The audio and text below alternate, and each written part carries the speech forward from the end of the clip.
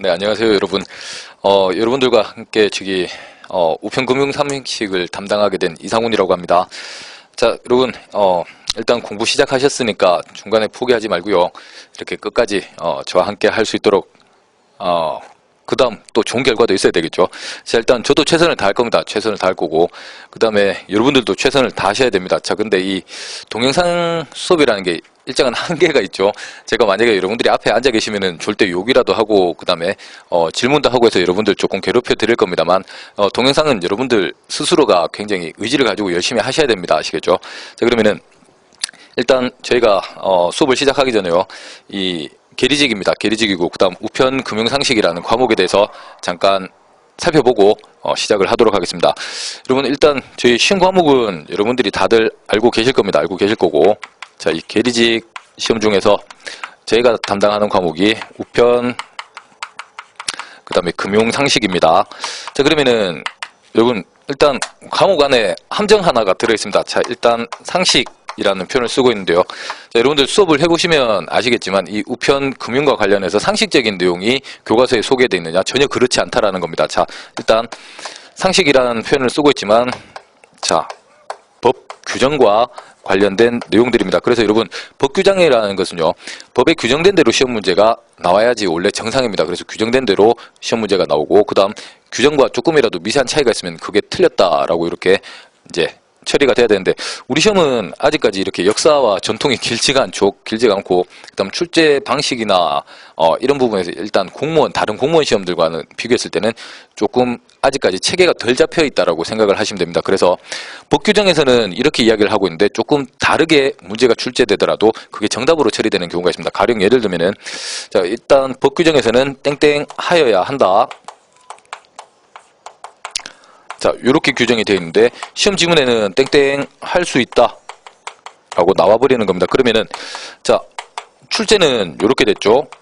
그 다음에 법 규정은 요렇게 돼 있죠. 자, 그러면은 실제 공무원 시험에서는 이게 오답으로 처리가 되는 게 일반적입니다. 자, 그런데 아직까지도 우리 시험에서는 요놈 두 가지에 대한 구분이 아직 미흡하다라는 게 기본적인 특징입니다. 이 부분 외에도, 자, 기본적으로 법조문을 그대로 옮기는 형태가 아니라 출제자분들께서 이렇게 조금 해석을 하는 것 같아요. 해석을 해서 법을 자기 나름대로 해석을 하셔가지고 문제를 만들어내다 보니까 조금 부정확한 부분들이 있을 수 있습니다. 자, 그런 부분들을 조금 감안을 해야 됩니다. 현실적으로 이게 굉장히 힘든 부분입니다. 제가 본 내용은 이게 아닌데 이게 왜 문제가 이렇게 나왔을까? 오답인 줄 알았는데 체크를 하면 그게 또 정답인 경우가 있단 말이에요. 자, 그래서 일단 나중에 기회가 되면 문제풀이를 하겠습니다만, 여러분들이 문제를 보실 때 1번, 2번, 3번, 4번 지문이 있으면 실제 현장에서, 자, 1번, 2번, 3번 지문을 보셨을 때 다른 거 생각하지 마시고요.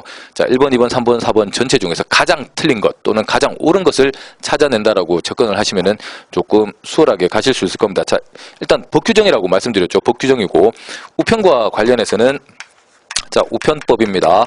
그 다음에 우편법만 있느냐? 우편법 시행령과 시행규칙 까지 시험 문제로 출제가 됩니다. 자, 그 다음 금융과 관련해서도, 자, 우체국 예금보험에 관한 법률,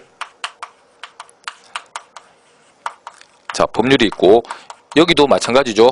시행령과 시행규칙까지 시험에 나오고, 그 다음, 자, 여기서는 상법에 규정이 있는 보험법 부분도 같이 출제가 된다라는 겁니다. 그러면은 일단 기본적으로 우리가 공부할 내용들의 80% 이상은 법 규정이라고 보시면 됩니다. 법 규정을 교과서에 이렇게 이론으로 풀어놓은 거고요. 그 다음에 기본적으로 수업을 하다 보면 법을 하기 전에 법과 관련된 이론들이 잠깐씩 소개가 됩니다. 그래서 이론 부분들까지 포함하게 되면 거의 90% 이상이 법 규정과 관련된 부분이라고 생각을 하시면 됩니다. 그래서 법을 공부해 보셨던 분들은 조금 수월하게 접근을 하실 수 있습니다만, 법을 처음 공부하시는 분들은 조금 까다로운 개념들이 많습니다. 아시겠죠? 자, 이 까다로운 개념들은 제가 수업 진행하면서 천천히 하나씩 설명을 드릴 테니까 제가 최대한 쉽게 설명드리려고 노력은 할 겁니다. 노력을 할 텐데 받아들이는 여러분들도 조금 수월하게 받아들일 수 있으셨으면 좋겠습니다. 자, 그 다음, 자, 여러분, 아까도 말씀드렸습니다만 제 시험이 법 규정과 관련이 있다 그랬죠.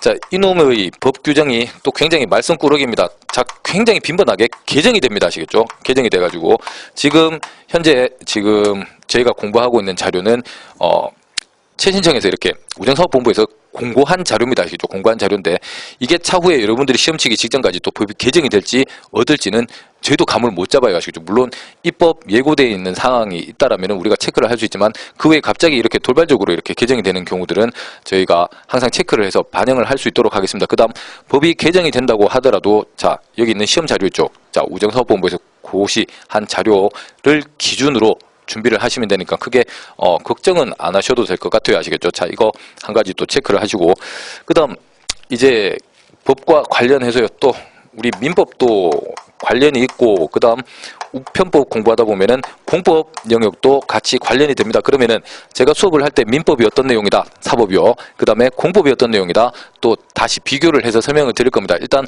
교과서에 없는 내용들이 조금씩 추가가 될 수가 있습니다. 자, 요 놈은 어떤 의미냐면 시험에 그대로 출제된다라는 뜻이 아니고요. 교과서에 있는 내용을 이해하기 위한 선행 작업이니까 조금 번거로우시더라도 찬찬히 들으셔가지고 이해를 해 주시면 공부하는 데 굉장히 도움이 됩니다. 아시겠죠? 자, 그 다음 이제 시험 문제 우리가 잠깐 살펴보면은 다른 과목은 변론으로 하고요. 자, 우편금융 상식입니다. 자, 우편금융 상식 토탈 20문제입니다. 자, 전부 20문제가 나오도록 되어 있는데, 자, 우리 기초 영어가 2문제가 들어가 있죠. 그래서 영어 2문제 배제를 하겠습니다. 영어 2문제를 빼버리면 18문제가 남습니다. 그러면은, 입니다. 우편 상식에서 9문제, 그 다음 금융 상식에서 다시 9문제, 이렇게 출제가 됩니다. 자, 그 다음 우편은 우리가 다시 어떻게 구분을 하느냐. 국내 우편, 그 다음에 국제 우편으로 구분이 됩니다. 그럼 국내 우편, 국제 우편이 합해서 이제 9문제 정도인데요. 통상 6문제, 3문제 정도 출제된다라고 보시면 됩니다. 아니면 자 5문제, 4문제인 경우도 있긴 합니다. 그 다음 금융 상식으로 오시면은 금융은 예금과 보험 두 가지로 나눠집니다. 예금 부분과 보험 부분으로 나눠지고 자, 이 예금 보험 합해서 9문제요. 자, 마찬가지 5문제, 4문제 또는 4문제, 5문제 형태로 출제가 됩니다. 그러면은 모든 영역이 어떻습니까? 하나도 뭐 이렇게 빠지는 부분이 없이 골고루 출제가 된다라는 특징이 있는데 문제는 뭐냐면은 우편이나 금융과 관련된 일반적인 내용들은 굉장히 쉽습니다. 아시죠? 일반적인 내용들은 쉬운데 자, 실제 대한민국 우체국입니다. 우체국에서 취급하고 있는 개별 상품입니다. 자, 개별 상품.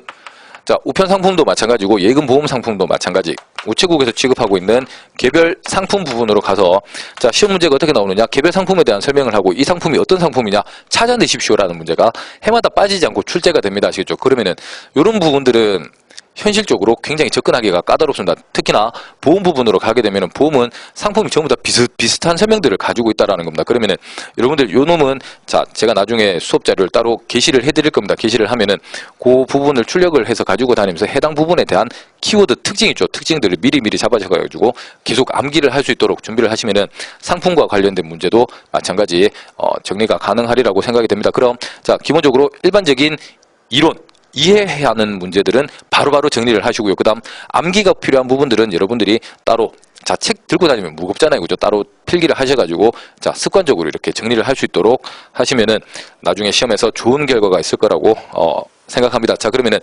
저희 시험과 관련해서 기본적인 설명은 이렇게 마치도록 하고요. 저희 교과서 지금부터 살펴보도록 하겠습니다.